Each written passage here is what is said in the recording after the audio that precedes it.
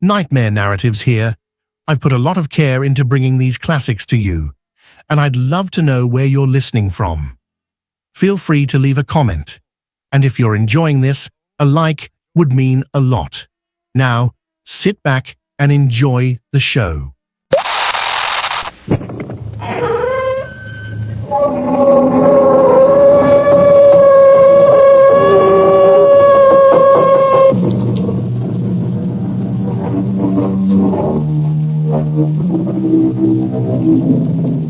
Come in.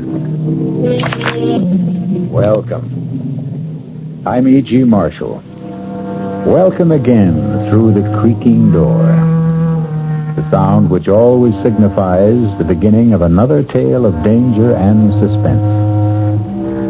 Being in the mystery business, our fables often deal with crime and criminals. This time, it's a thief, but a thief with a very definite difference.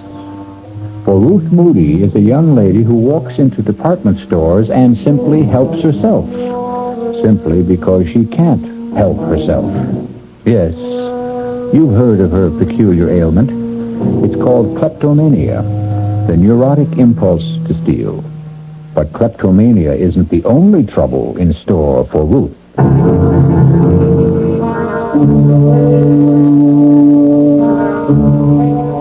Our mystery drama, The Trouble with Ruth, was written especially for the Mystery Theater by Henry Slessor and stars Marion Seldes.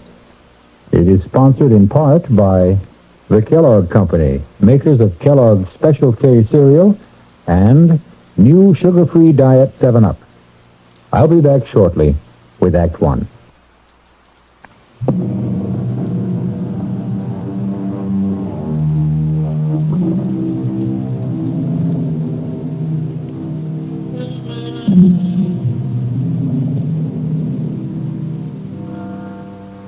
We're in Barnett's department store in the downtown shopping district.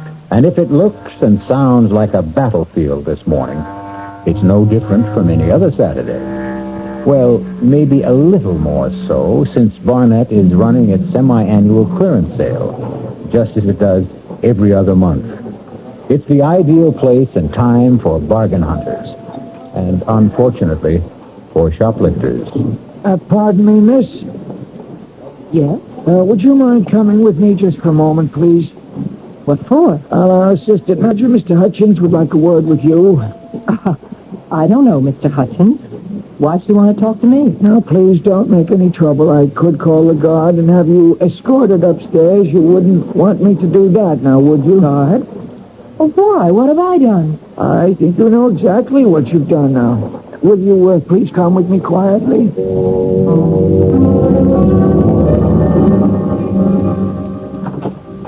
Right in here, please. It's a mistake. I did take the scarf, but I was going to pay for it. Here's the lady, Mr. Hutchins. All right, Bill, thanks. You want me to stick around? No, it's all right. Okay, then I'll get back on the floor. It's murder down there. More larceny than murder, I'd say. Right. Please, sit down. Mr. Hutchins, I know it looks like I took the scarf deliberately, but really I didn't. You were going to pay for it at another counter. Is that the idea? No, I wanted to match the color with the purses, and that's why I put the scarf in my bag. I wanted to go over to the handbag section. Would you mind telling me your name? I'm not a shoplifter, so help me, I'm not. My name is Ruth Martin. Is it Mrs. Martin? Look at me. Can't you tell I'm not a thief? I don't know why I took this scarf. It's just a cheap little thing. It's not at all like the clothes I wear. Well, look at me. Can't you tell? Would you wait just one moment, Mrs. Martin? What's that you've got? Oh, it's just a little handbook we keep, sort of a private record book. You see, most of the retailers in this city cooperate in these matters, supplying each other with the names of known kleptomaniacs. I'm sure you've heard that word before. I am not a thief. Well, that's what I'm trying to determine, Mrs. Martin. Since there is a significant difference between shoplifters and kleptos, the difference, of course, being our ability to prosecute, since one steals for gain and one because she can't help it. No, I'm afraid I don't see any Ruth Martin in the book. All right. It's Moody. Pardon? My real name is Mrs. Ruth Moody. I didn't want to give you my real name. I didn't want my husband to know about this. Yes, here it is. Ferraros, 3 spools of thread, coral buttons from Wilkinson Smith. Oh, the last time it was a handbag. Awful, ugly, beaded thing. It wasn't even worth more than $5 or $6. Are you going to call my husband? Is that what happened at these other places? Yes. Oh, it was awful. Please, I have the money to pay for the scarf. I'll gladly pay you twice what it was worth. Please don't let him know it happened again. Don't you think it's best for you know? Maybe he'll try to help you over the problem. Don't make me beg you. My husband has a job in the city government, a very important Mrs. job. Moody, I'm not interested in causing you any trouble, believe me. Look, here, take your scarf back. Well, what's this? Nothing. Some costume jewelry that I bought No, in another... Mrs. Moody. You didn't buy this any more than you bought the scarf. It still has the price tag on it.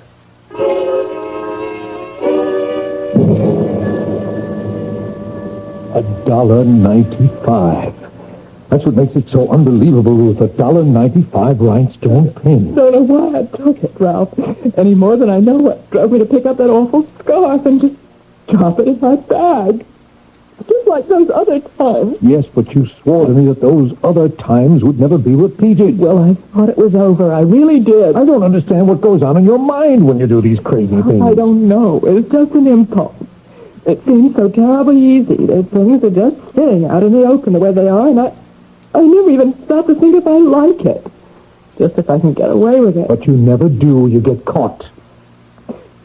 Maybe that's part of the sickness, too, huh? Oh, stop saying I'm sick. I'm not. Well, what would you call it? Now, look, honey, you've got to see a doctor. I've told you that a dozen times. I will not go to a doctor. I can't stand the idea of it, Ralph. Just talk to one. Give him a chance. Maybe it's something simple. Maybe you're just trying to get punished because of guilt feelings that you can't resolve. Oh, you're wrong about wanting to get caught. I don't. I swear I don't.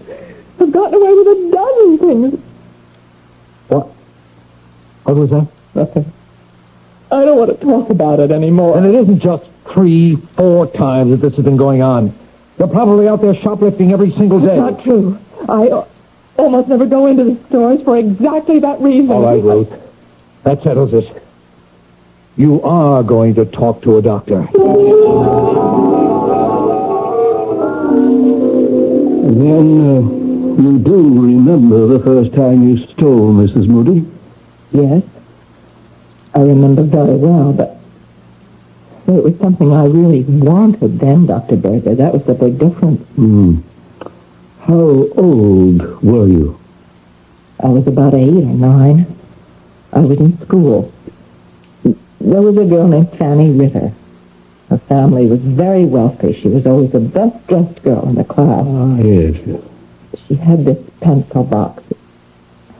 It was absolutely beautiful, with a blue binding and all sorts of secret compartments.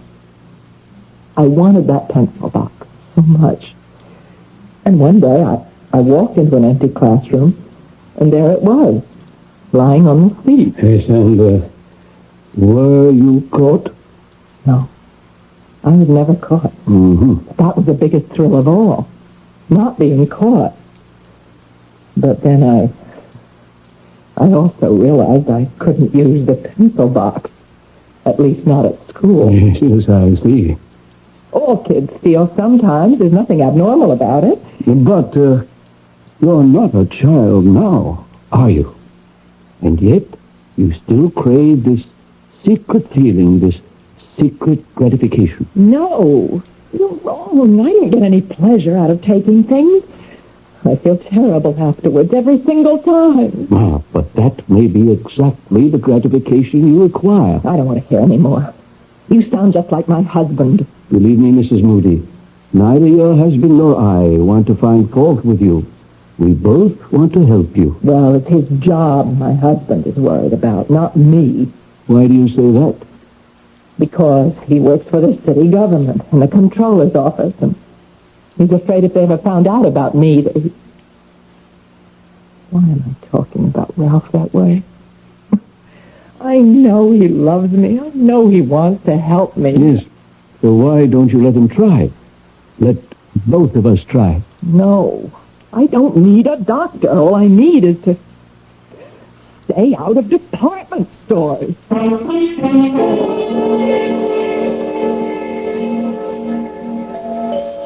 Who is it? All right. Mrs. Moody? Yes? Hi, Mrs. Moody. You don't know me, but my name is Tom Andrea. There's something I have to talk to you about. I know exactly what it is. Encyclopedias. Or is it magazine subscriptions? No, ma'am, it's nothing like that. Well, whatever it is, I'm not interested. It's about department stores. What? You know, stores where people buy things and take things, too, sometimes. Are you from Barnett? No, Mrs. Moody, I don't work for Barnett or for Wilkins and Smith or any of those places that you like to shop in. But look, it's pretty drafty out here. Can't I come in for a minute? All right. Thank you. Your husband's not home, I suppose. I mean, it's a working day, so he's at work, right? Oh, that's clever thinking. Can we talk in here? Only if you get right to the point. Well, now, look, this ain't the kind of thing you like to just blurt out. I mean, it's kind of sensitive. You know what I mean? No, I don't. I mean, it's about you and your husband and so forth. If you think about it for a while, you'll get my meaning.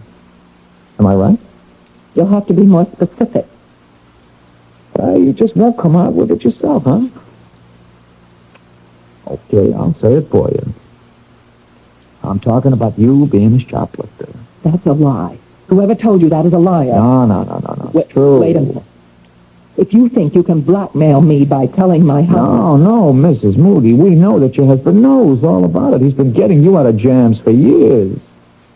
Then what do you want here? Well, believe it or not, I want to give you money. I don't want to take any from you. What for? Services rendered. What? I got a little proposition for you, Mrs. Moody. How would you like to make $1,000? $1,000? How? Well, you do like I said. You'll get $1,000 in the mail. But if you don't, well, your husband may not be able to make a living anymore. You get what I mean? No. I don't know what you're talking about. I'm talking about stealing stuff, Mrs. Moody, about that bad habit of yours. Now, we got a use for that habit. And you'd better listen to what we have in mind. How did you know about me? Who told you about me? Well, let's just say I got sources. I swear to you, I'm not a thief. Yeah, sure, I know that. We know it. We? Well, me and my friend. We know you're just a sick lady, that you can't help what you do. It's just like you had pneumonia or hay fever. It's not your fault. Am I right? That's right. It looks fine, only your husband still don't want the people around City Hall to know he's got a klepto for a wife. Does he? Then this is blackmail. A man in his line of work, he can't afford to have people know his wife steals. Now, some people would understand how it's only a sickness. But others, well, you know how people are. Tell me how much money you want. I don't want a dime from you, Mrs. Moody. Honest, all I want is your cooperation. You see, my friend and me, we have a little plan. A really, really sweet little idea. Everybody makes money and nobody takes any chances. Well, what could be sweeter than that? A plan to do what, for heaven's sake? Well, my friend will give you all the details. All you got to do now is put on your coat and come with me. My friend will give you the whole deal. I'm not coming with you. We're not desperate for your help. Don't get this wrong. But we thought we'd give you a break. Well, too bad. If you just tell me what you have in mind. Why, shoplifting, Mrs. Moody. A little nice and easy shoplifting. Only this time not for no $5 piece of junk. This time for something worth more like $50,000.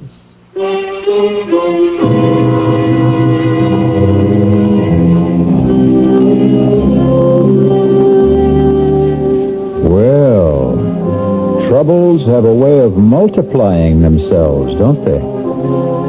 And as you've just heard, the trouble with Ruth has suddenly developed serious complications. Will Mrs. Moody's unwilling petty larceny turn into a larceny of the grand variety? We'll find out when we return shortly with Act 2.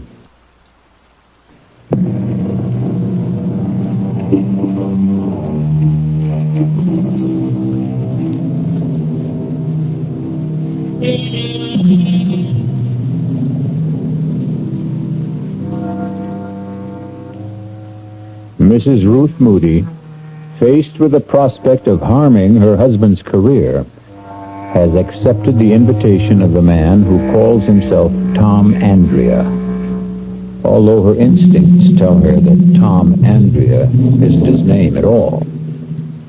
As they drive towards their unknown destination, she steals sidelong glances at him, noting the copper sheen of his skin, the look of a man who has spent far too many hours under a sun lamp.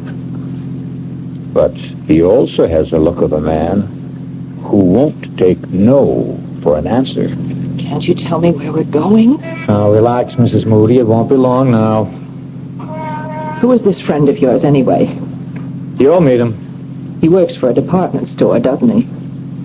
I know they keep records of people like, well, of kleptomania victims. That's the only way you could have found out about me. I just lean back and enjoy the ride, huh? Aren't you afraid I might recognize him if he's one of the people that I've met? Here we are, Mrs. Moody. Told you it wasn't very far. The Hotel Hamilton. Looks like a fire trap. Well, it's not very fancy, but it's private. We can all have a nice, quiet talk. Just the three of us.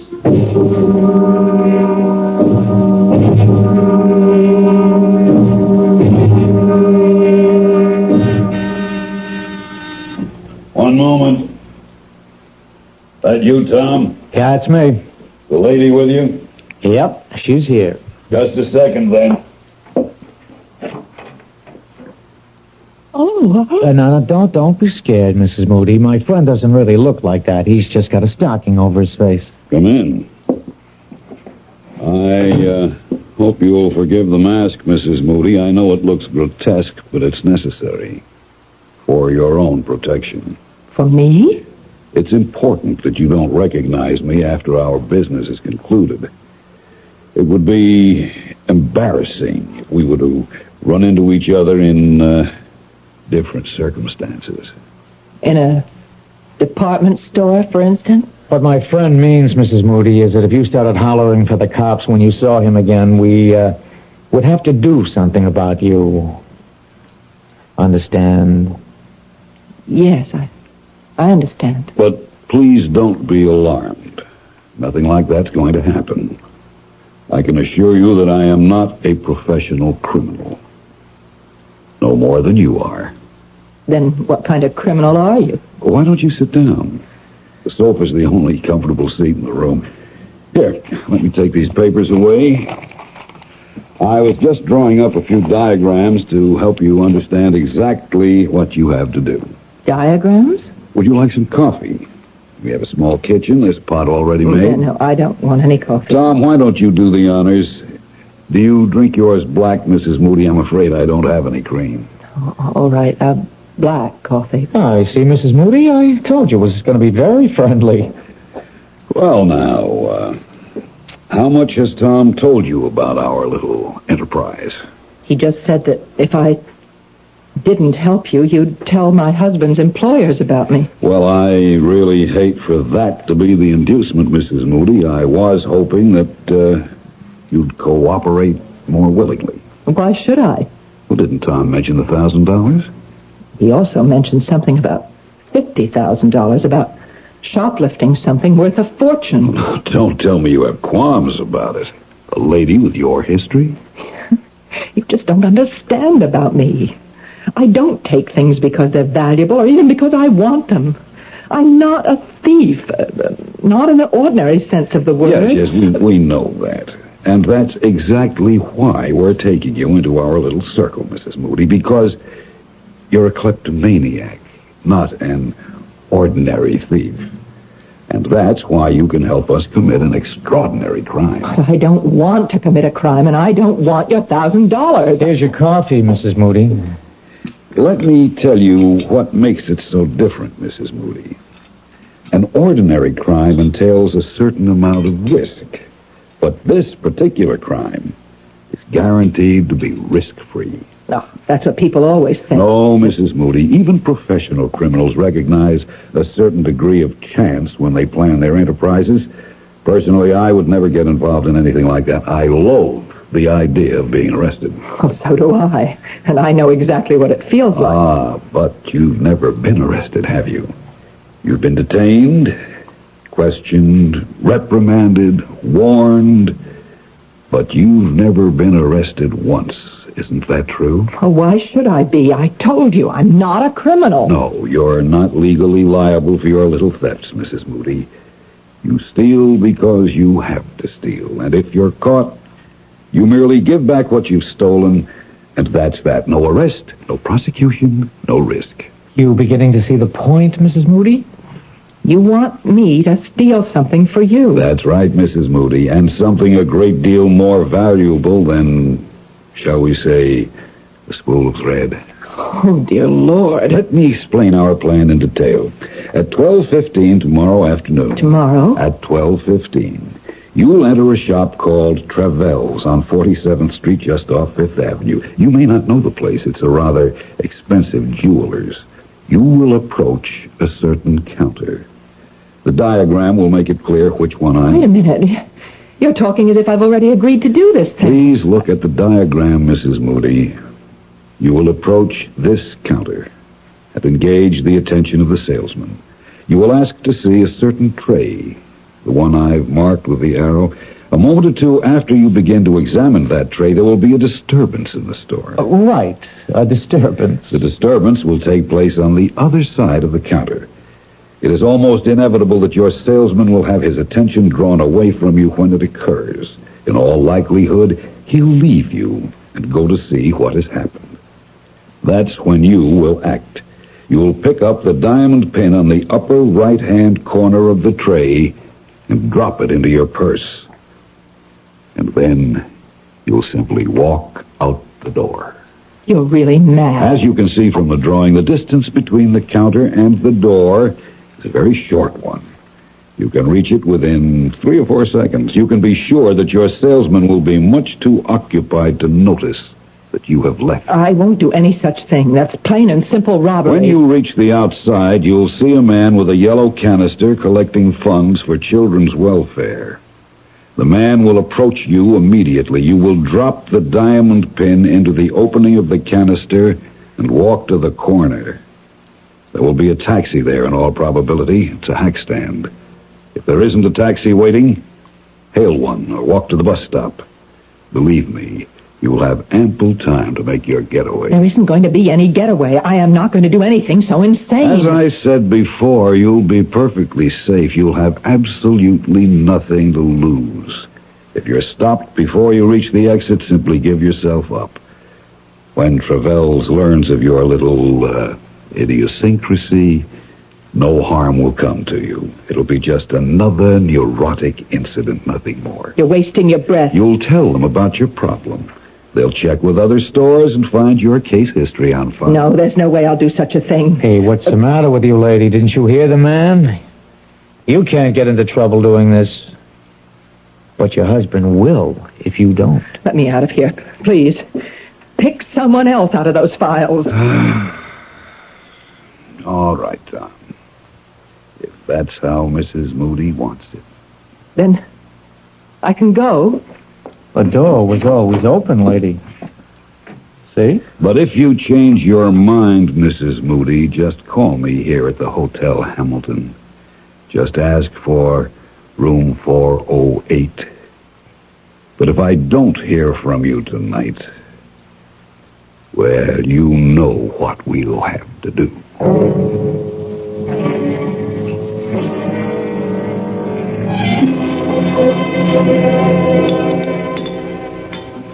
You've sure been quiet tonight, Ruth.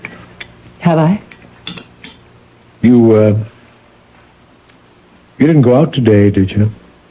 No. I told you I wasn't going anywhere. I was just wondering. I mean, you said something about dinner tonight, about cooking something special, and here we are with last night's meatloaf. But you said you didn't mind. Oh, of course, I don't mind. You know I'm not fussy about food. I know. You're just too nice for your own good sometimes, Ralph. And, you just weren't feeling up to cooking today, is that it? Oh, I know what you're thinking. You think I went on another shopping spree, or should I say shoplifting? No, Ruth, I didn't think anything of the kind. Well, I didn't. I swear I didn't. Okay. Ralph, can I ask you something? Sure. What would happen if people knew about me? What people? The people you work for, in the controller's office. Or, the mayor himself. What if they knew about my, illness? They'd know, that's all. Would it hurt you? Honey, this is silly. Nobody knows about your problem but you and me and a few department stores. And Dr. Berger, of course, the doctor you won't see anymore. But if they were to find out, would it hurt you? Look, haven't we got enough to worry about without thinking the worst? Then it would be bad for you. Someone in your position where honesty is so important. Ruth, you're not dishonest. You're sick. There's a tremendous difference. That's why I'm so sorry you won't see that doctor. But would everyone understand the difference? I mean, when they learned about my stealing things, would they think twice about you? You want the truth? Yes. Yes, they would. They're only human. No, they're worse than human. They're politicians. They have to be elected to office, and that's exactly the kind of scandal they don't like. Yes. I guess I've always known that was true. Honey, I think I could use some more gravy. Yes. Oh, I have some in the kitchen. I'll be right back.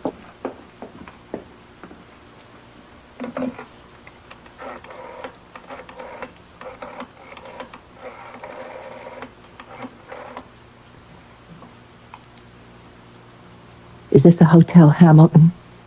Room 408, please.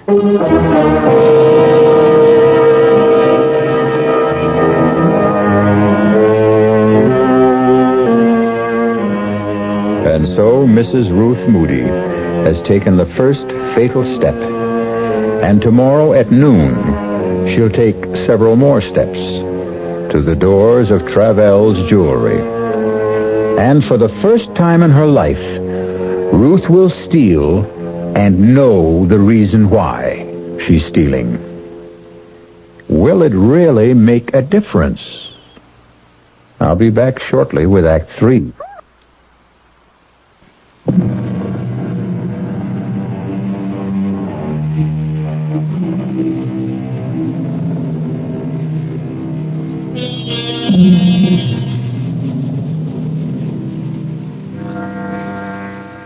At 11:30 the next morning, Mrs. Ruth Moody left her apartment and took a Fifth Avenue bus to 47th Street. None of the other passengers saw anything unusual in her expression.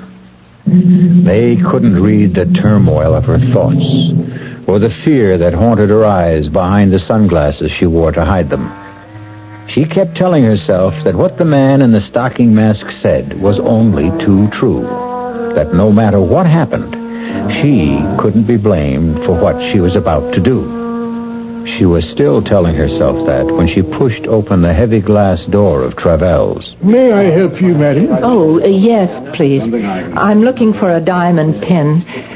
It's a present for my mother. I see. Do you have any particular kind of pin in mind?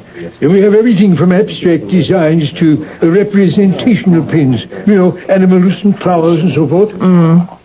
Maybe if I just browsed a little? Certainly. You can see some of our selection right here, but we do have others. Oh, yes. There's so many, aren't there? Of course, it would help if you knew the price range. Well, the price isn't important. It's just that the pin be right. Yes, I see. This tray right here, on the first shelf. Yes. Well, that seems to have quite a few nice pins. Yes, I'll bring it out for you. Actually, these are some of the best stones in our collection. You have good taste. They really do sparkle, don't they? This is what I meant by representational. As you can see, it's in the shape of a cat. Oh, well, no. My mother hates cats. I think maybe just something simple. You just take your time. All right. Thank you. What was that? Someone smashed one of my cases. Excuse me. Terribly sorry. I'm clumsy things it is. It's all my fault. I was holding my umbrella under my arm that just slipped out and hit the glass. I'm terribly sorry. Got to do it now. I really don't know how. All right. I've Just got it. step back, please. Bob, would you lend a hand over here? There's glass all over the merchandise. I feel dreadful about this. It's quite all right, sir. No harm done to all, I assure you. I've done it. I've really done it. Outside. Help the needy children. Help the needy children, lady. What? Please help the Children's Welfare Society, lady. Oh, yes, of course. Here. That's all I have. Thanks very, very much, lady. Thanks a lot. Help the needy children.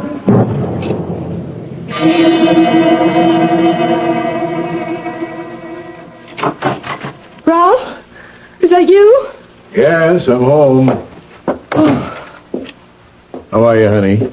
I'm all right. You sure? You don't look so good. No, I'm fine, really. Would you like a drink? Yeah, I wouldn't mind, thanks.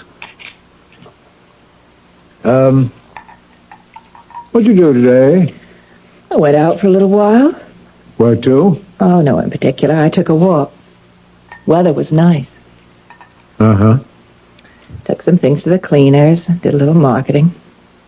Here's your drink. Oh, thanks. For heaven's sake, stop looking at me like that.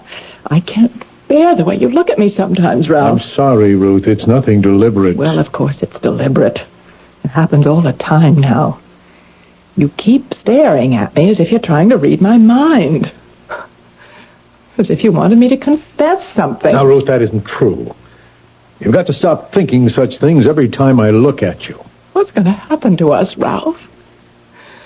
What kind of marriage are we going to have from now on? Ruth, we've been married 6 years now. I think we know how to live with each other. But you can't live with this disease of mine. You can never stop suspecting me of having stolen something again.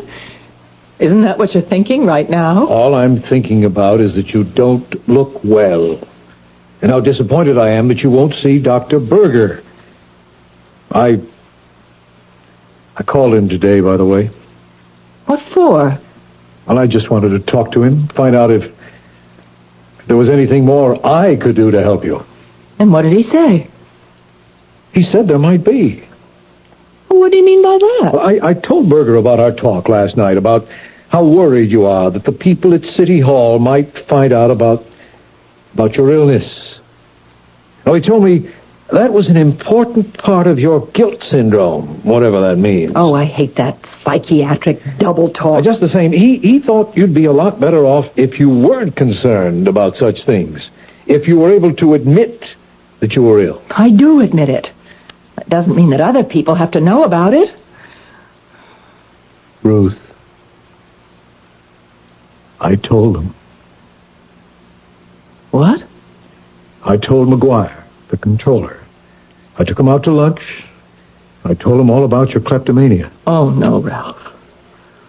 Oh, no. Look, I began to realize that I was hiding it, too, that I wasn't treating it like an illness, either. That I was acting as if it were something shameful. What did you do it for?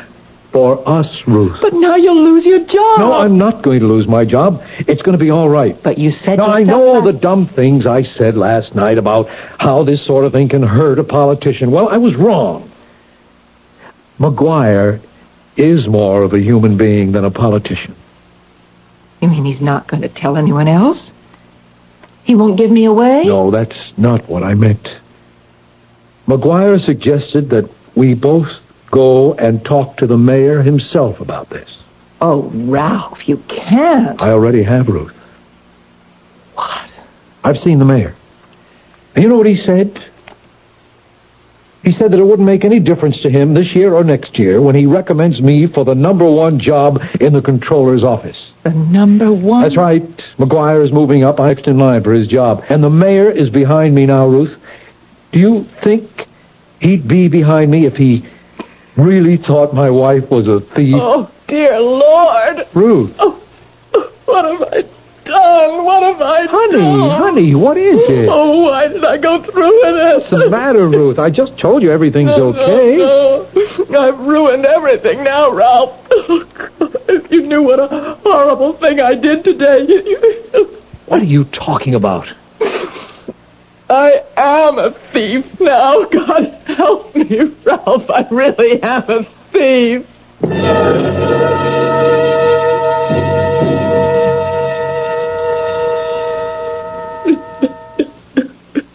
Try and stay calm, Ruth. Did you get a look at the man who broke the glass with his umbrella? Do you think that he was the same man you met yesterday at the Hotel Hamilton? I'm sure he was. But I told you he was wearing a stocking mask over his face.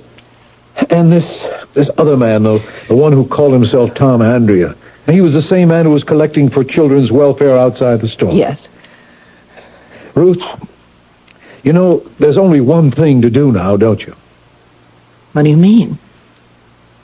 We've got to tell the police. Oh, Ralph, no, that would be awful. Travels will have discovered the theft by now. They must have your description from the clerk. Sooner or later, you might be identified. But they can't do anything to me, Ralph. I'm not responsible. I'm sick. No, Ruth, in this case, you are responsible. That's why we have to call the police.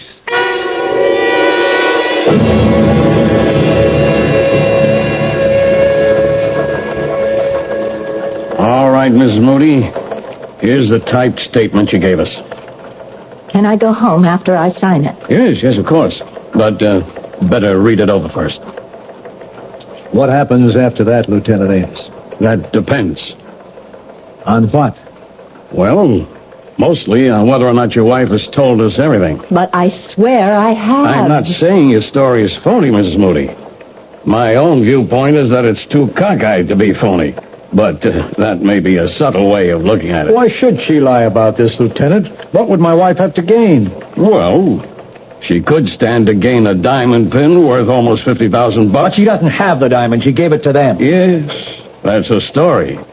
But let's say, for example, that those two men never existed. Oh, that's a horrible thing to say. I'm telling you how other people might see this thing.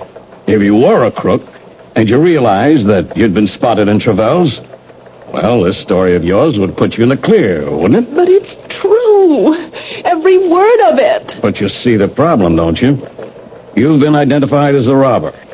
You've confessed to stealing the pin. The fact that you're a known kleptomaniac doesn't help. Some people might even be nasty enough to say that you got yourself that reputation deliberately. This is incredible. You're accusing my wife of being a thief. Oh, what can I say to convince you? If you could only give me a better description of those two men. Well, I've done the best I could.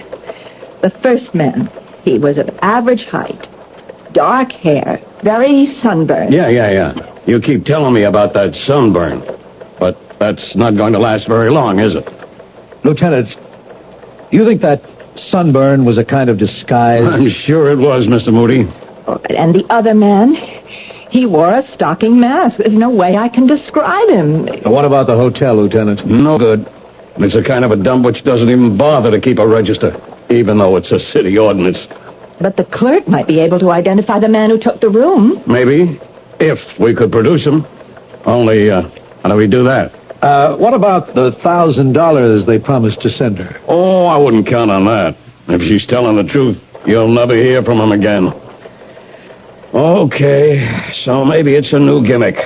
Maybe one of them works in a department store, has access to the names of recognized kleptos. I'm sure he did work in a department store. Yeah, and so do thousands of people, Miss Moody. All you've got to do is name the one. And if she can't, what happens then? I think you know the answer to that. Will I be arrested? But you can't arrest her. She's sick. She was seeing a doctor. And I'm going to see him again. Oh, so help me, Ralph. Do you really mean that, Ruth? I'm not going to stop seeing Dr. Berger until I'm cured.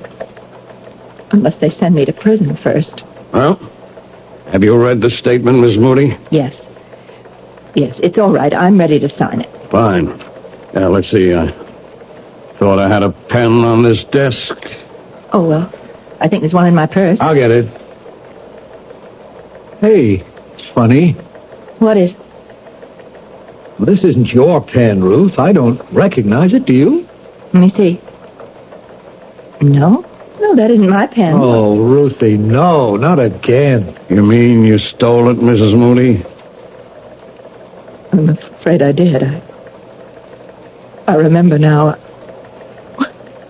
When the man was drawing the diagrams of the jewelry store, he left his pen on the coffee table, and I just couldn't stop myself. Wait a minute.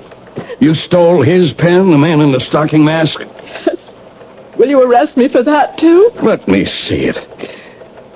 Miss Moody, do you realize there's a name on this pen? It's from Barnett's department store, and it's engraved with the name of the owner. What? Barnett's department store, J.M. Hutchins. Hutchins? He's the assistant manager. He is the one. Lieutenant, you found your man. Well, what do you know? This is the first time I've ever seen a proof of that old chestnut. Old chestnut? That it takes a thief to catch a thief.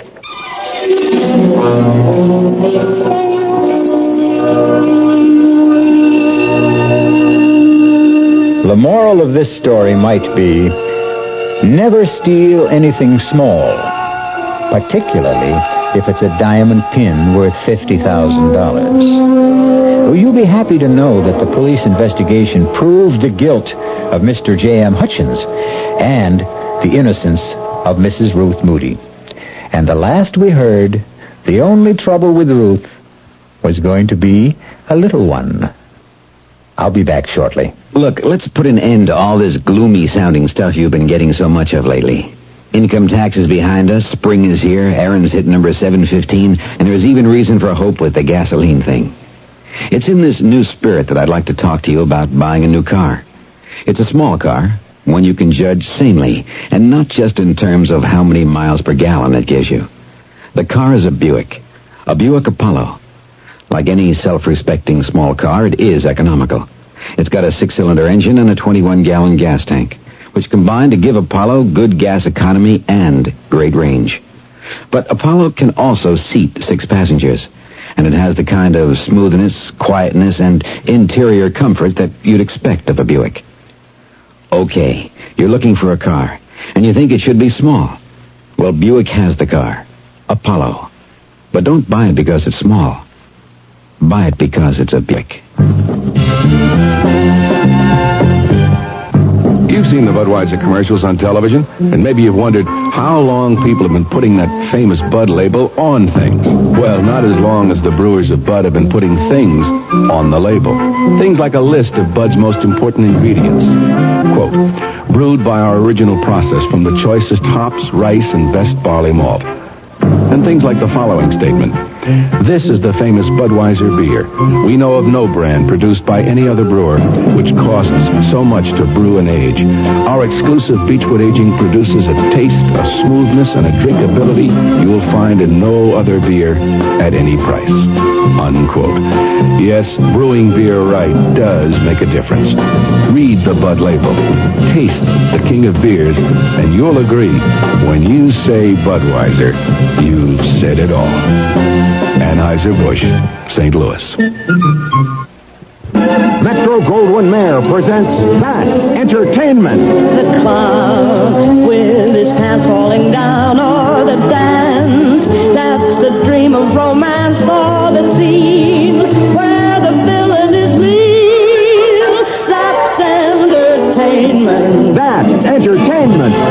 Special appearances by Elizabeth Taylor, Fred Astaire, Gene Kelly, James Stewart, Debbie Reynolds, Mickey Rooney, Bing Crosby, Liza Minnelli, Donald O'Connor, Peter Lawford, and Frank Sinatra.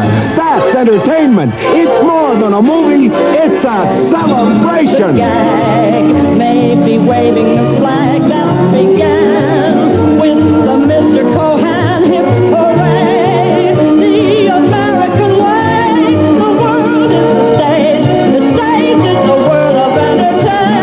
That's entertainment. Rated G.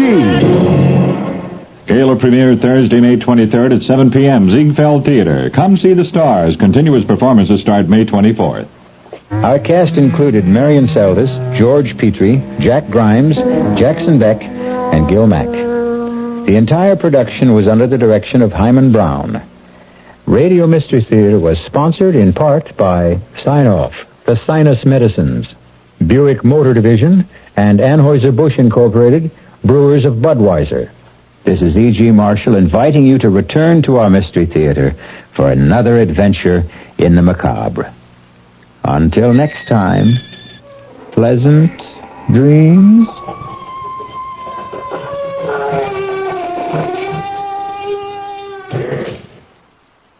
I'd love to know where you're listening from. Feel free to leave a comment, and if you're enjoying this, a like would mean a lot.